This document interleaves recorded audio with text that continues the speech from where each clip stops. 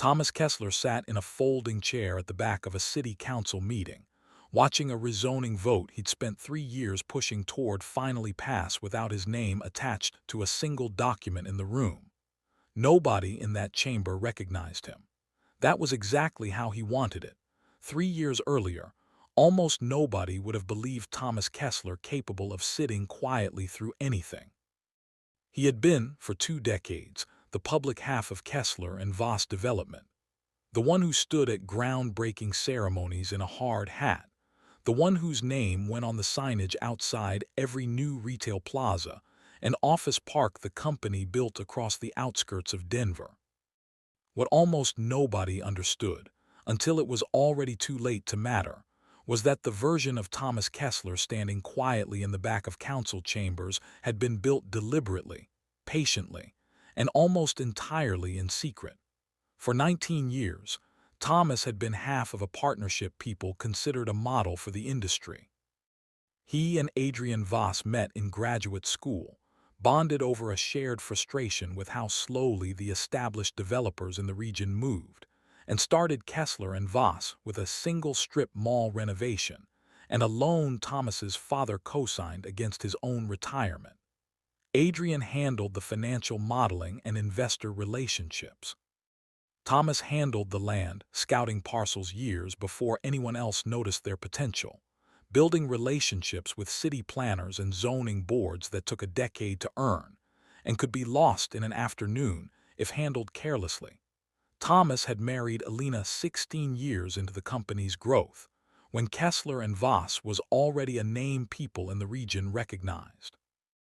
Alina worked in commercial finance before they met, and for the first several years of their marriage, she'd sit across from Thomas most evenings reviewing pro formas and market studies, offering the kind of sharp, specific feedback that made him a better developer than he would have been alone. Their son, Caleb, grew up around construction sites and city council meetings, absorbing the rhythm of a family built around deadlines and permits the way other kids absorbed baseball schedules. Thomas used to tell people that his marriage and his business partnership were the two most stable structures in his life, sturdier than any building he'd ever developed.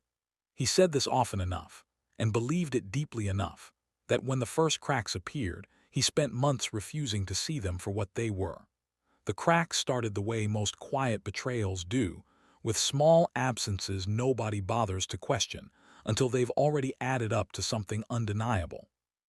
Alina began attending a monthly investment group she described only in general terms, always on a Wednesday evening, always running longer than Thomas expected a casual networking event to run.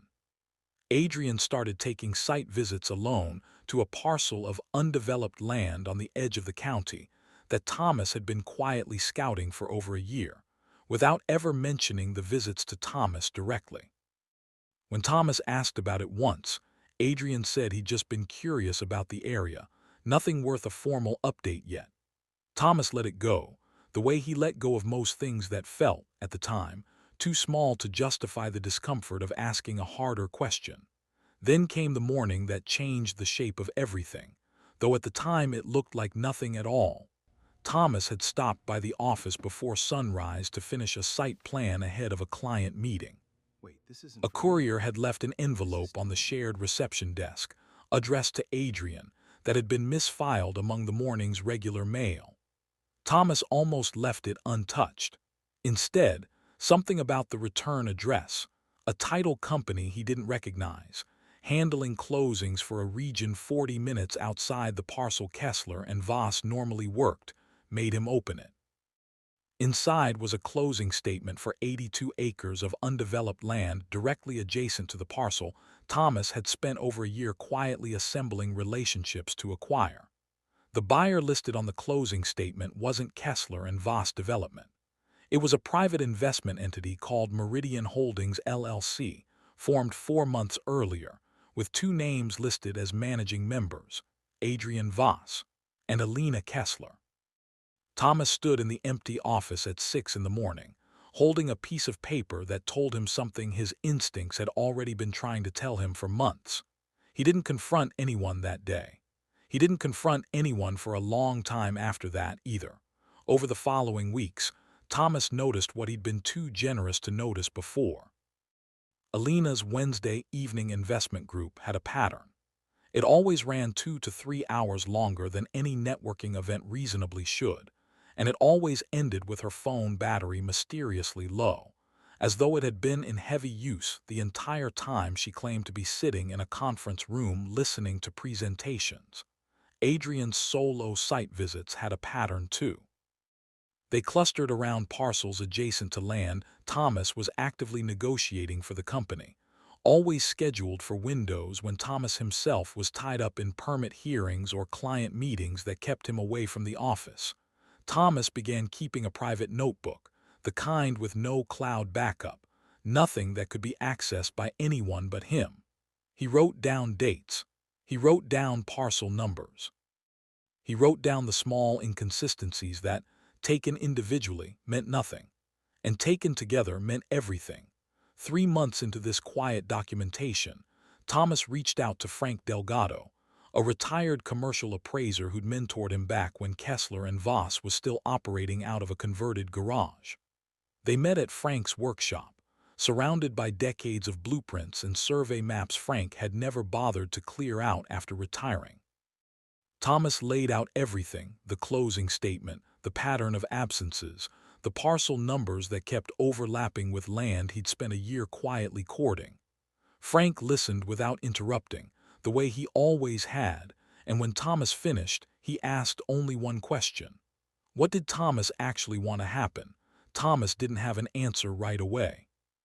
He said he wanted the truth to surface eventually, but he didn't want to be the one standing in an office shouting about it, handing them a version of events they could later frame however suited them best.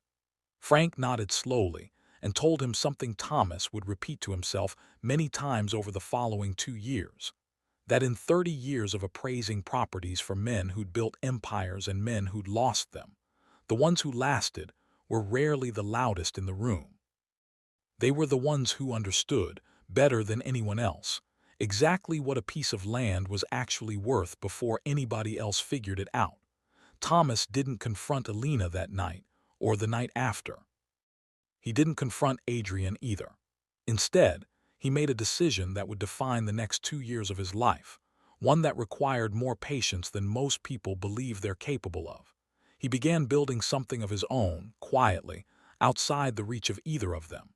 He used savings Alina didn't know existed, an inheritance from an uncle that had sat untouched in a separate account for over a decade, originally meant as a fallback he'd never expected to need. He rented office space above a hardware store in a neighboring county, the kind of unremarkable location nobody would think to search, and began using it as a base for work he didn't want crossing his home office or his desk at Kessler and Voss. He reached out to an attorney 2 states away, someone with no connection to his usual legal team, someone whose name would never appear on a document Alina's lawyer might one day subpoena. Thomas told him everything, and within 4 months had quietly incorporated a new development firm under a name that meant nothing to anyone who knew him. He called it Anchor Point Development. The name wasn't accidental. An anchor point is the fixed reference a surveyor uses to measure everything else against, the one coordinate in a chaotic landscape that doesn't move no matter what shifts around it. Thomas had spent 19 years being that fixed point for a company that no longer remembered who had set it in place. It wasn't easy. There were nights he sat in that office above the hardware store until well past midnight, exhausted from a full day at Kessler and Voss, running feasibility studies on parcels he had no legal right to be scouting under the company's name.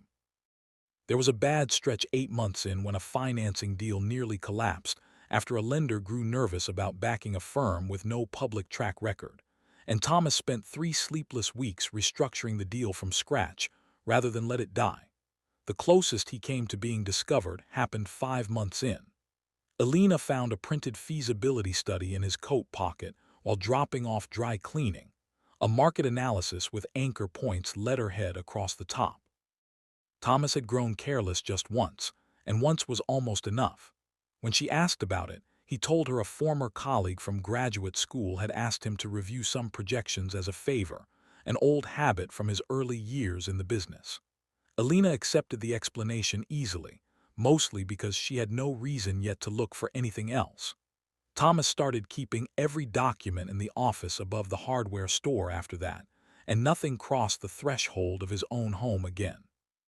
If you're watching this and you've ever had a moment where a single envelope rearranged everything you thought you understood about your own life, let us know in the comments where you're watching from tonight. And if this story is pulling you in, go ahead and subscribe, because what happens next is the part most people don't see coming. The divorce papers arrived on a Tuesday evening, delivered to Thomas's office instead of his home. Alina had filed first, and filed fast, citing irreconcilable differences in language so clinical it read like a press release, rather than the end of a 16-year marriage. Thomas read through the filing twice before he understood what was actually happening. Alina wasn't just asking for a divorce.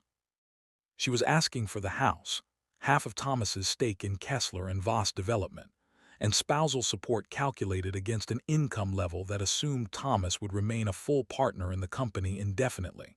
He called his attorney that night, not the one 2 states away, but a local one Alina already knew about, the one whose name would appear on every filing she expected to see. He told him to accept the terms without a fight. His attorney asked if he understood what he was agreeing to. Thomas said he understood perfectly. The attorney pushed further, reminding Thomas that the settlement, as written, would leave him with almost nothing tied to the company he'd spent 19 years building. Thomas listened patiently, then asked the attorney to trust him on this one, the same way he'd trusted the attorney on dozens of contracts over the years. His son, Caleb, was 20 at the time, away at college but home often enough to notice his father had changed. He asked Thomas once, over a quiet dinner during winter break, why he seemed so unbothered by everything falling apart around him. Thomas didn't tell him the truth that night. He simply told Caleb that not every fight is worth having in public, and that sometimes the most respectful thing a man can do for his family is handle a hard season quietly, without turning it into a spectacle everyone else has to live through. Caleb didn't fully understand what his father meant until much later. At the time, he mostly worried that his dad had simply given up, and it was a worry that sat uneasily with him for the better part of 2 years. 6 weeks later, Adrian called a partners' meeting that Thomas had a feeling was coming. Adrian sat across the conference table with the kind of practiced sympathy that made Thomas's jaw tighten, though his face gave away nothing. Adrian explained in the gentlest language he could manage that given everything Thomas was going through personally, the board felt it might be best for Thomas to step back from day-to-day operations. A generous severance, a quiet exit. His name would remain on several of the completed projects, out of respect for what he'd built. Thomas asked one question. Whose idea was this? Adrian said it had come from several people. Thomas didn't need him to name them. He already knew the 2 names that mattered. He signed the exit agreement 3 days later, in the same unreadable calm that had unsettled his divorce lawyer weeks earlier. Word spread through the company fast. Thomas Kessler, out of his own company, in the middle of losing his marriage, walking away with almost nothing compared to what he'd built. People in the region started talking about him the way people talk about a cautionary tale, a good man who'd simply run out of luck. Thomas let them talk. What almost nobody knew, not Alina, not Adrian, not the board that had voted him out with such careful sympathy, was that 14 months earlier, Thomas's new firm, Anchor Point Development, had already begun quietly acquiring options on parcels adjacent to 3 of Kessler and Voss's most promising future projects. Not competing outright, not yet, simply positioning, built slowly, on terms that gave Anchor Point priority the moment those broader development corridors opened up for serious investment.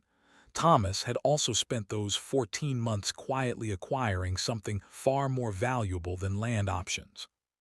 He'd acquired relationships with the same city planners and zoning officials he'd spent 19 years earning trust with, none of whom felt any loyalty to Adrian personally, all of whom remembered exactly which of the two founding partners had actually shown up to every planning session for 2 decades running.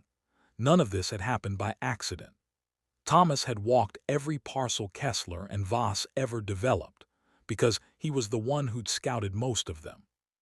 He knew exactly which of the company's pending projects depended on zoning approvals that could just as easily favor a competitor, if that competitor understood the terrain, literal and political, as well as he did. Elena and Adrian moved forward with what looked, from the outside, like the beginning of a new chapter. Elena moved into the house Thomas had signed away without argument. Adrian rebranded the company within 5 months of Thomas's exit, adding his own name more prominently to the letterhead for the first time in 19 years. There was a small announcement in the regional business journal, the kind of piece companies run when they want to signal momentum. Adrian was quoted talking about new leadership, new energy, a fresh direction for a company that had, in his words, outgrown its old ways of doing things. Thomas read the article once, in the kitchen of a modest rental he'd moved into after the divorce, and felt something that wasn't quite satisfaction and wasn't quite anger. It was closer to recognition, the quiet understanding that everyone in that article had just told him, in their own words, exactly how confident they were that he had nothing left to come back with.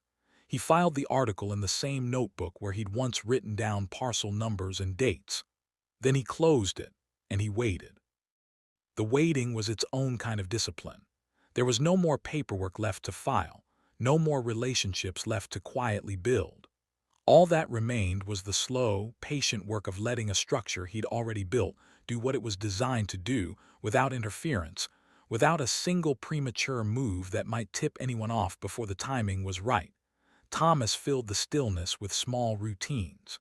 He took long walks most evenings.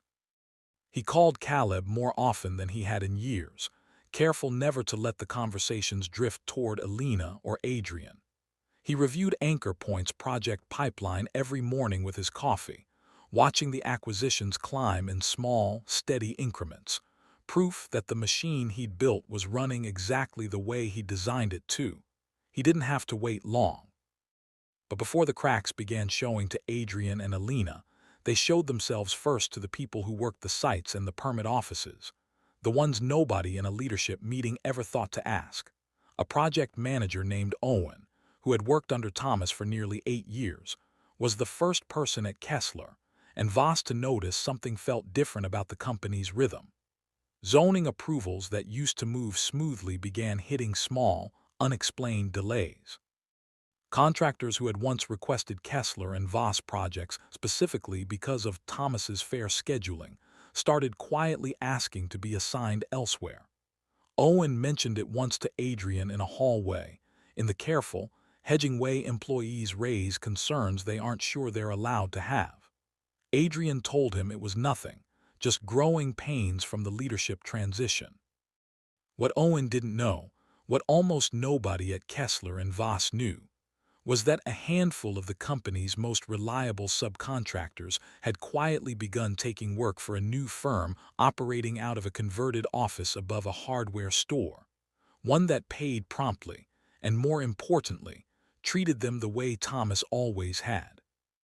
One contractor, a site supervisor named Leo who'd worked with Thomas for over a decade, made the switch after Adrian's cost-cutting policies delayed his cruise payment by 6 weeks on a project Thomas would never have allowed to run late.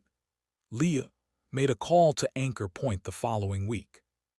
The first real proof that Anchor Point could survive on its own came almost a year in, when a regional grocery chain that had worked with Kessler and Voss for nearly a decade reached out to Thomas directly, not because he had solicited them, but because their longtime site coordinator had left Kessler and Voss and remembered exactly who used to make sure their build-outs finished on schedule, year after year, without excuses.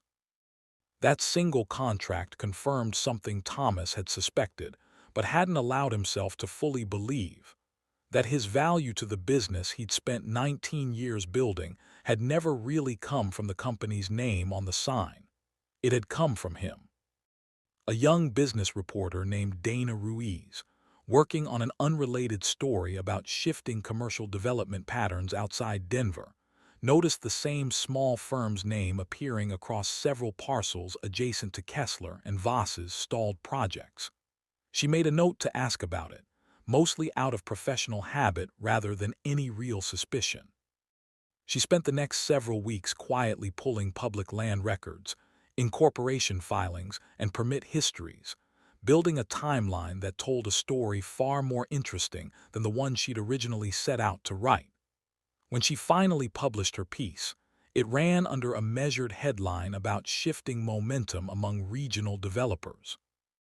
Only readers who paid close attention noticed the timeline buried in the article, the one that placed Anchor Point Development's incorporation date suspiciously close to a period when its unnamed founder would have still, on paper, been a full partner at Kessler and Voss. The article didn't name Thomas directly. It didn't need to. Anyone in the region who'd followed the divorce, the exit, the rebranding, could connect the remaining pieces themselves, and within a week they had. That night, Alina sat at the same kitchen table where she'd once reviewed pro formas with Thomas, searching the name Anchor Point Development for the first time. She almost closed the laptop and let it go. Then she noticed the incorporation date again, and something about it nagged at her in a way she couldn't quite articulate. She counted backward without fully realizing she was doing it, and arrived at a date that sat uncomfortably close to a period she remembered clearly. The months when Thomas had started coming home later than usual, quieter than usual, spending long stretches of weekend time at what he'd told her was an office he was helping a friend renovate. Alina mentioned it to Adrian the next morning. He went quiet for a long moment. The kind of silence that told Alina he was running through something in his own memory, too.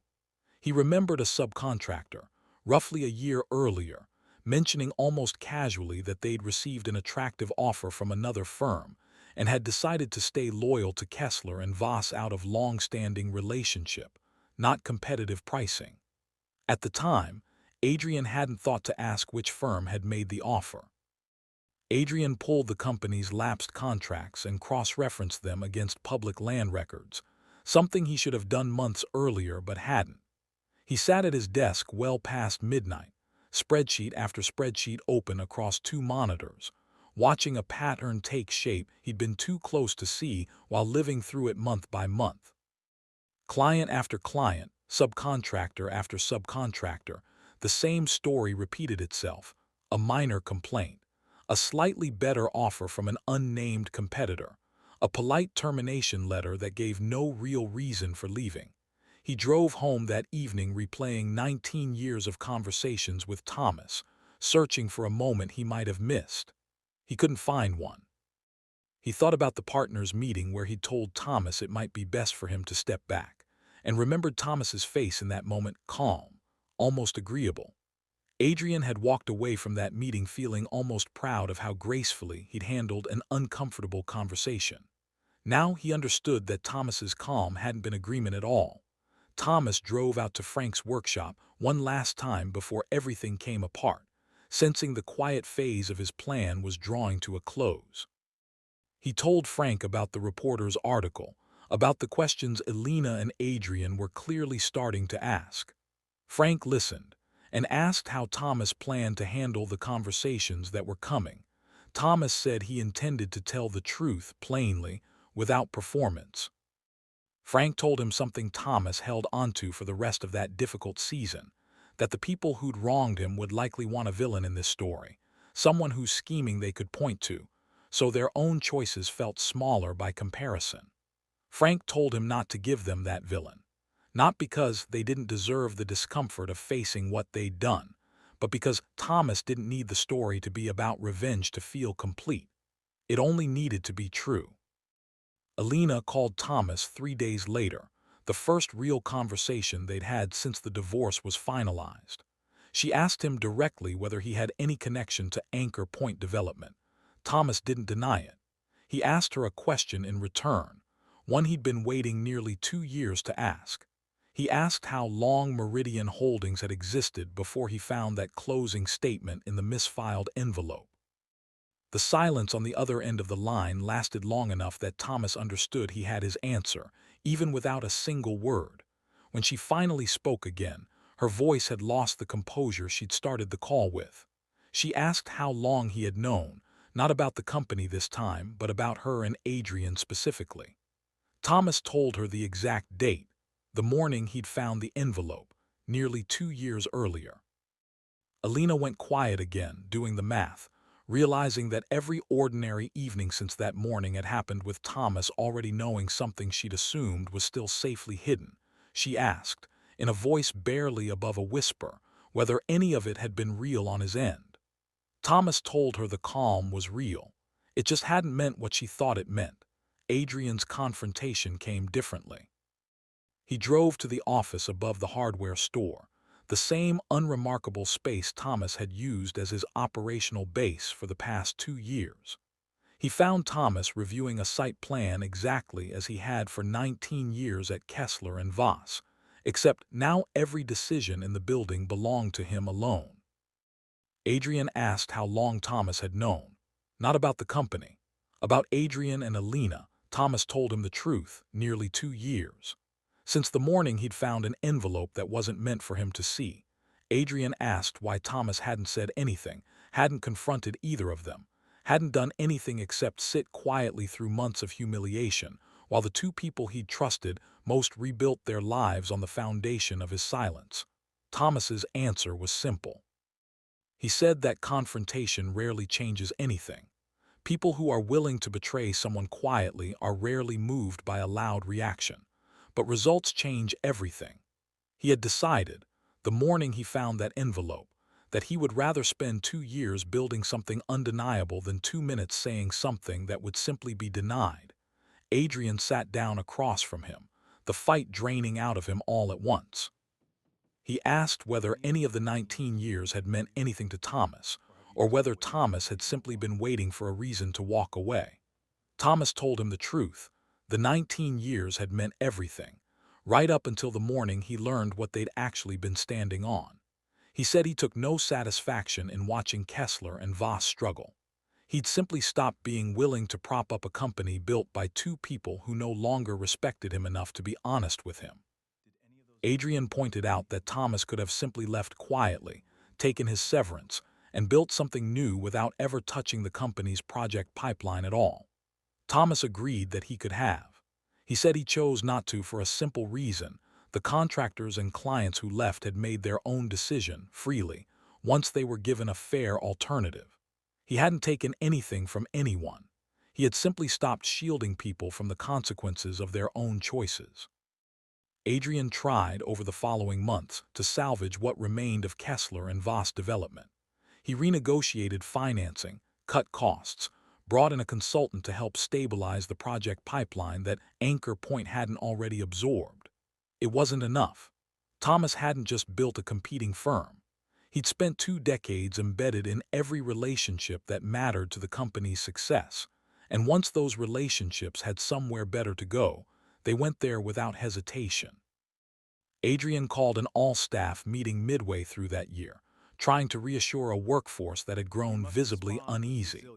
He stood in the same conference room where Thomas had once walked contractors through site plans personally, and delivered a speech about resilience and adaptation that most people in the room could tell he didn't fully believe himself. 2 more project managers put in their notice within the week.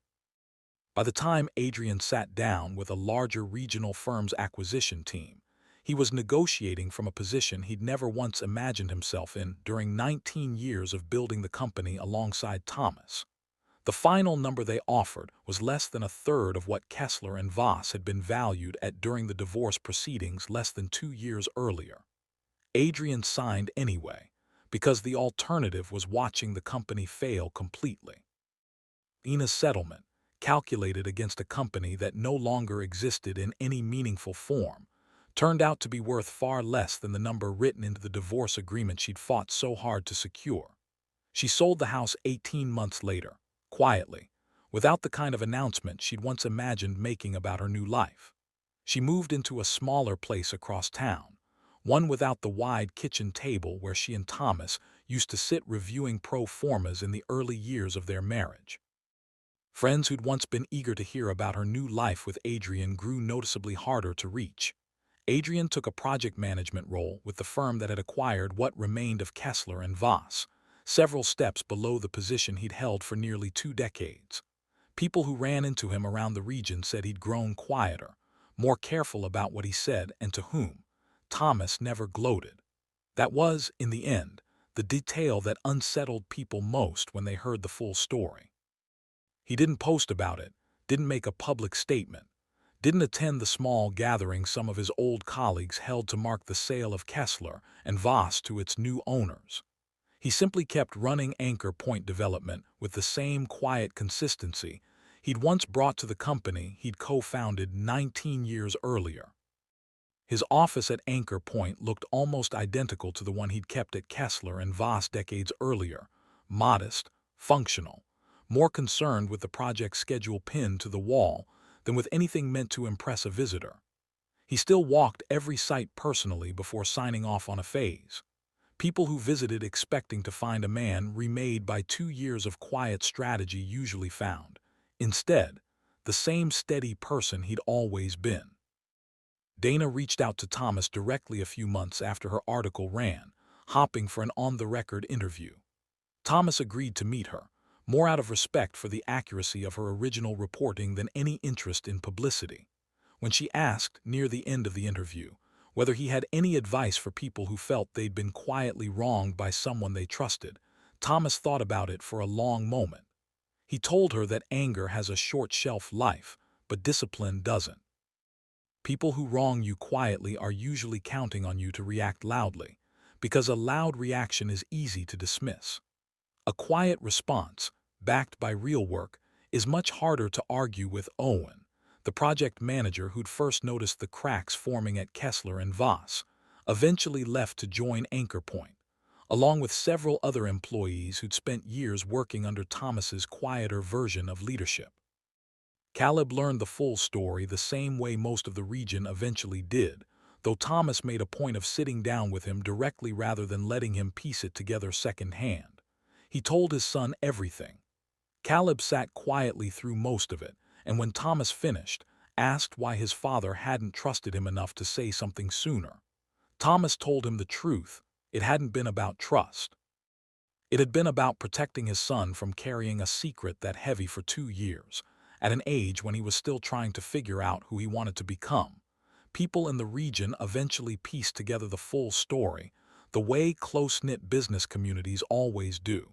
And when they did, the narrative around Thomas Kessler shifted entirely. He was no longer the man who'd lost everything. He was the man everyone had badly misjudged, not because he'd been weak, but because his strength hadn't needed an audience to be real. A few years later, Caleb asked his father, during a quiet drive home from a college visit, whether he'd ever regretted staying silent for so long instead of confronting Alina and Adrian the moment he found out the truth. Thomas thought about the question for a long time before he answered. He said that anger feels satisfying in the moment, but it rarely builds anything that lasts. What lasted in the end wasn't the anger he could have expressed in an office 19 years into a partnership he'd trusted completely. What lasted was 2 years of quiet work nobody saw him doing, the patience to let people believe whatever story made them comfortable, and the discipline to let results speak instead of words. He told his son that being underestimated is not the same thing as being finished. Sometimes the two look identical from the outside, right up until they don't. There's a version of this story where Thomas comes home that first morning, holding the closing statement, and confronts Alina and Adrian immediately, where he shouts, demands answers, ends the marriage and the partnership in one loud, uncontained moment. That version exists in 100 other stories, the kind that burn hot and fast and leave nothing behind but wreckage on both sides. It might have felt satisfying for an afternoon. It would not have built anything that lasted. What Thomas understood, long before anyone else around him did, was that the people most likely to underestimate you are usually the ones standing closest. The ones who have watched you stay calm through enough difficult seasons that they've mistaken your patience for a limit rather than a choice. Elena and Adrian didn't lose everything because Thomas set out to destroy them. They lost everything because they spent 2 years assuming a quiet man with nothing left to lose had, in fact, lost everything, when the truth was closer to the opposite. He had simply stopped showing them what he still had.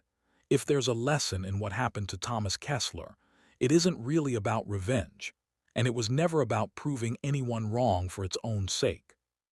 It's about the difference between being finished and being underestimated. Two things that can look identical from a distance, right up until the moment they don't. Somewhere in every room, there is usually a person everyone else has already decided isn't worth watching closely. More often than people expect, that's exactly the person worth watching most. The corridor project along the county line broke ground the following spring. Thomas stood at the edge of the site on the morning construction began, watching heavy equipment move earth across land he'd first noticed nearly 7 years earlier, back when it was still just an idea he mentioned occasionally to Elena over dinner. Nobody at the small groundbreaking ceremony made speeches. Nobody in a hard hat stood for photographs. Thomas simply watched the work begin, the way he always had, and then went back to his office above the hardware store to review the next morning's site schedule. That was the vote he'd sat through quietly in the back of the council chambers. The one that opened this story, the one nobody in the room recognized him for. He hadn't needed them to. The project would speak for itself, the way his best work always had, long after anyone remembered exactly who'd been sitting in the back row the night it was approved. If you've ever been the quiet one in a room full of people who underestimated you, tell us where you're watching from tonight, and let us know down in the comments how you handled it. And if this story reminded you that patience isn't the same thing as weakness, hit subscribe and stay a while. There's another story just like this one waiting for you next.